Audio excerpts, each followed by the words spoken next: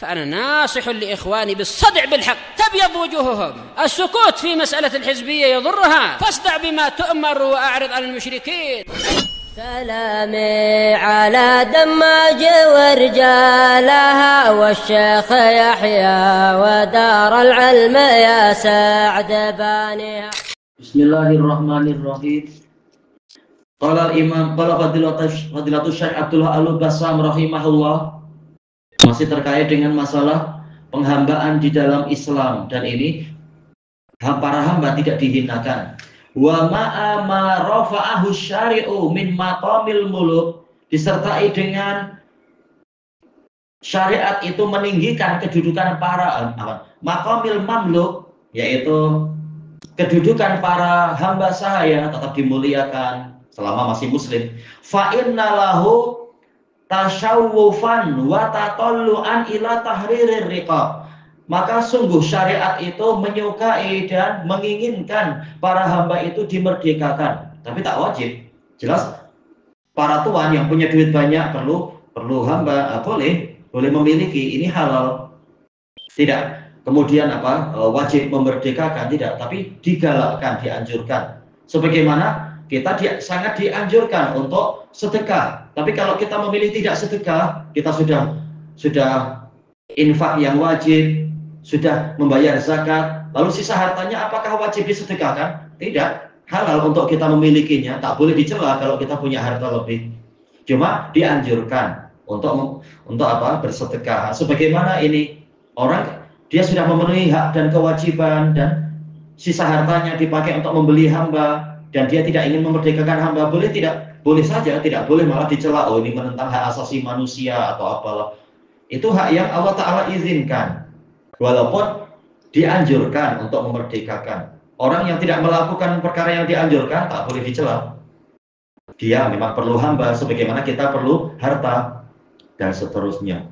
Wa faqi aghlalihim, dan melepaskan belenggu-belenggu mereka tadi. Faqad hassa ala dzalik, syariat menganjurkan untuk membebaskan hamba. Wa wa'ada alaihi an-najata minan nar, dan menjanjikan keselamatan dari neraka. Allah di sini ala sababiyah, disebabkan karena kita mau memerdekakan hamba. Wal fauza bil jannah, dan kejayaan, keberhasilan mendapatkan surga. Wa qad taqaddama ba'dun min dzalik, telah berlalu sebahagian dalil yang bicara tentang itu. Summa innahu ja'ala li tahririhin iddata asbab. Kemudian sesungguhnya syariat menjadikan sejumlah sebab untuk memerdekakan hamba. Ba'duha qahriyah wa ba'duha ikhtiyariyah. Sebahagian sebab itu bersifat pemaksaan, wajib memerdekakan.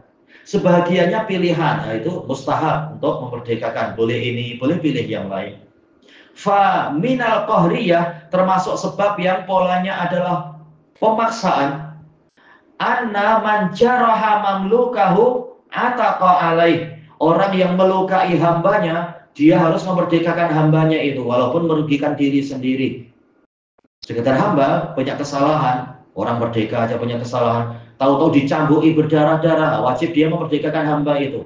Tidak seperti orang-orang kufar Belanda kah, atau Perancis atau British atau yang lain-lain, atau Jepun, malah menyiksa, boleh jadi yang disiksa sampai mati. Na'udzubillah. Lalu mengklaim, mendakwakan mereka adalah orang yang menghargai hak asasi manusia. Ini pendustaannya. Faqad ja'a fil hadis, telah datang dalam hadis, anna rajulan jada'a anfa ghulami, ada seorang lelaki yang memotong hidung hambanya. Hidung sampai dipotong. Faqala sallallahu alaihi wasallam, idhab fa anta hur. Maka Nabi bersabda kepada hamba yang teraniaya ini, pergilah karena engkau merdeka. Kasihan ya, merdeka tapi hidung hilang. Ya mau apa lagi? Paling tidak dia sudah dimerdekakan.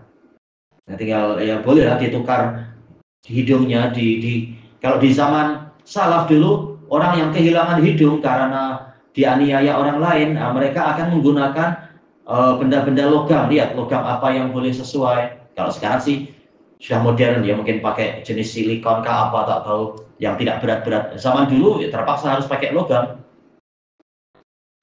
Sehingga diperselisihkan oleh para fuqaha kalau orangnya mati, ini termasuk harta yang boleh diwariskan atau tidak? Nah, jumhur kalau yang anak ingat mengatakan tak boleh. Karena kalau kita lepas hidungnya itu, ini muslah, berarti mencincang atau membuat cacat. Ini sudah untuk kesempurnaan wajah dia, jadi tak boleh dilepas hidungnya itu. Biar dia membawa mati hidung dia untuk kesempurnaan dia. Karena nanti dibangkitkan di hari kiamat sesuai dengan keadaan matinya. Jangan hidungnya dilepas. Kalau gigi bagaimana? Nah, sebagian ulama mengatakan kalau gigi, yaitu gigi dari emas, wajib dilepas karena ini harta. Karena kalaupun giginya dilepas, dohirnya tak ada cacat apa-apa kan? Orang menutup mulut tak nampak giginya itu. Nah, yang hidung ini yang akan, kalau hidungnya dilepas akan nampak cacatnya dia. Baik, itu sekitar tambahan pembahasan aja ya. Memang ini khilaf. Tapi intinya adalah tatkala orang itu membuat cacat hamba sahayanya, maka langsung dia dikenai beban. Hambanya harus merdeka. Faqal, maka kemudian hamba yang merdeka ini, yang teraniaya ini, kemudian ditolong oleh Nabi, bertanya, ya Rasulullah, fa maula man ana? Saya maula siapa kalau begitu? Karena dia bekas hamba, maka wali dia siapa? Qal maulallah wa rasulih. Engkau adalah maulanya Allah dan Rasulnya. Wah, malah dimuliakan. Bukan sekedar maula Tuhan yang dolim tadi, tidak. Bahkan dia adalah maulanya Allah dan Rasul. Baik. Cuma untuk riwayat yang ini, untuk di sanadnya Imam Ahmad ada riwayat Ibnu Juraid dari Amr bin Syu'aib. Masalahnya Ibnu Juraid mudallis ya, dan melakukan an-anah, ini saya juga sih ya. Tapi ada penguat dari riwayat Abu Dawud dan Ibnu Majah dari jalur Sawar Abi Hamzah dari Amr bin Syu'aib. Sawar Soduk punya kekurangan. Baik, ini boleh untuk menguatkan kalau sekedar begitu. Dan ada tambahan riwayat lagi, riwayat Imam Ahmad dan Al-Baihaqi dari jalur Hajjaj bin Arta'ah. Hajjaj meriwayatkan dari Amr. Ini boleh saling menguatkan. Hajjaj dia ada kelemahan dia, tapi boleh saling menguatkan. Hajjaj ini dia dikatakan taih, yaitu orangnya sombong dan mudallis, sehingga dilemahkan. Kesimpulannya hadisnya boleh dikatakan apa? Hasan, tak masalah. Bagus kalau muhakiknya ngasih penjelasan panjang macam ini. Kemudian waman a'taqa nasibahu min mamlukin mushtarak. Barang siapa memerdekakan bahagian dia dari hamba sahaya yang diperserikatkan. Seorang hamba punya 2 atau 3 tuan karena harga hamba mahal ya, sudah ada beberapa tuan bekerja sama membeli sepertiga atau setengah atau apa.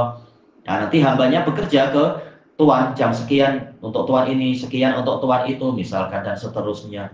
Barang siapa rela memerdekakan bahagian dia, a'taqa nasiba syarikihi, u'tiqa nasibu syarikihi qahran, maka bagian dari teman dia akan dipaksa oleh syariat untuk membebaskan juga. Kama fil hadis, sebagaimana dalam hadis, man a'taqa syirkan lahu fi mamluk, barang siapa membebaskan bahagian perkongsian, perserikatan dia pada suatu hamba, wajib alaihi an yu'tiqa kullah, dia wajib untuk membebaskan semuanya. Baik. Akan disebutkan tahridnya. Maksudnya bagaimana? Bukan temannya yang memerdekakan, tetapi orang ini. Lalu bagaimana? Yaitu dia harus membayar ke temannya. Misalkan satu hamba dimiliki 2 tuan. Lalu tuan yang satu tak tega kepada hamba ini dan lihat prestasinya bagus. Sudah, saya memerdekakan engkau di bagian saya. Jadi engkau merdeka setengah. Maka syariat mewajibkan si tuan yang baik hati ini untuk sekalian memerdekakan setengahnya yang setengahnya lagi. Dia membayar kepada temannya itu. Sehingga menjadi sempurnalah orang pertama ini yang memerdekakan hamba tadi, dan sempurna hak dia masuk surga. Tapi ini ibadah yang sifatnya wajibah. Kalau hanya memerdekakan setengah, sekalian yang setengahnya engkau beli. Engkau beli untuk engkau bebaskan, yaitu engkau tebus. Sehingga orang kedua tidak dirugikan. Tuan yang kedua tidak dirugikan. Kecuali kalau tuan kedua ikhlas, oh engkau memerdekakan dia, udah saya juga ikutlah. Nah, jadi berserikat untuk sama-sama masuk surga. Pertama itu sudah bayar kepada bayar kepada orang kedua yang dirugikan. Tapi jadi yang benar jadi wajib lah. Jadi wajib, jadi ibadah wajib. Yang kedua boleh letakkan juga. Yang kedua bebas tanggung jawab. Jadi kalau mau beli hamba yang lain. Tapi jadi wajib balik. Betul. Orang pertama wajib untuk sekalian menyempurnakan ibadah dia. Rawahul Bukhari ala tafsilin fihi ya'ti, fihi atau fima, cetakan anak fihi. Ini diriwayatkan oleh Imam Bukhari dengan perincian yang akan datang berikutnya nanti. Ini contoh-contoh pemerdekaan yang bersifat wajib. Kemudian waman malaka dzarahim mahramin alaih, barang siapa menguasai orang yang menjadi mahram dia,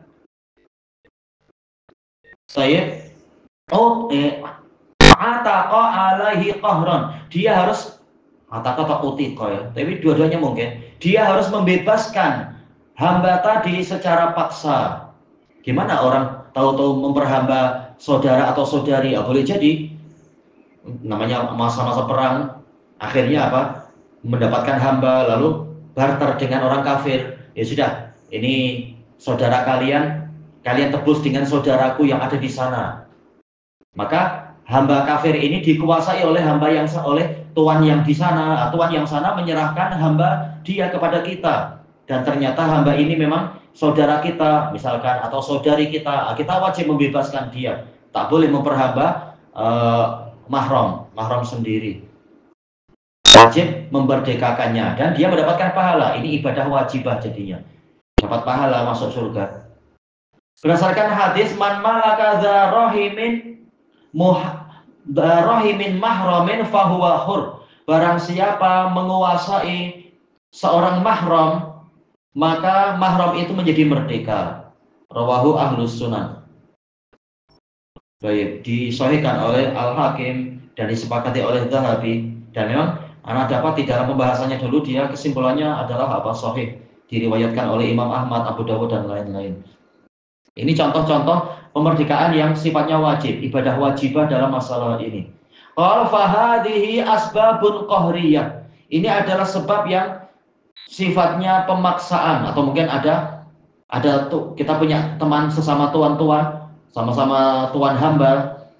Dia kemudian memberi kita hadiah. Ini aku hadiahkan kepadamu seorang hamba. Setelah kita lihat silsilahnya, oh ini malah masih mahram saya, masih apa? Dulu saudara saudara susuan saya misalkan. Nah, maka kita wajib untuk membebaskan hamba ini dan kita dapat pahala masuk surga. Dan pahala kekerabatan yang besar sekali. Tuzilu mulkas sayyid al-an raqiqih, akan menghilangkan kekuasaan si tuan dari hamba tadi. Khosatan fi hadzal bab, secara khususnya dalam bab ini. Lima lahu minas sirayah asyariyah. Baik, sirayah dia sirayah yasri, yaitu hukum syariat yang berlaku. Asal dari sirayah adalah perpindahan. Semula milik orang sana, kemudian karena diberikan ke kita, ya akhirnya kekuasaan jadi milik kita. Tapi masalahnya ini adalah apa? Karib kerabat sendiri yang mahram dan sebagainya. Wa nufudhil qawi. Dan hukum ini berlaku secara kuat. Alladzi lam yaj'al fi unuqihi khiyaran wala raj'ah. Yang mana syariat tidak menjadikan pada leher orang ini pilihan ataupun hak untuk menarik kembali. Memang wajib membebaskan. Kalau situasinya macam tadi dia harus membebaskan. Ini yang sifatnya qahriyah, pemaksaan. Ilahuna wallahu a'lam. Subhanakallahumma wa bihamdika la ilaha illa anta astaghfiruka wa atubu ilaik. Alhamdulillahirabbil alamin. Ini wawasan aja ya, jelas prakteknya kita tak punya.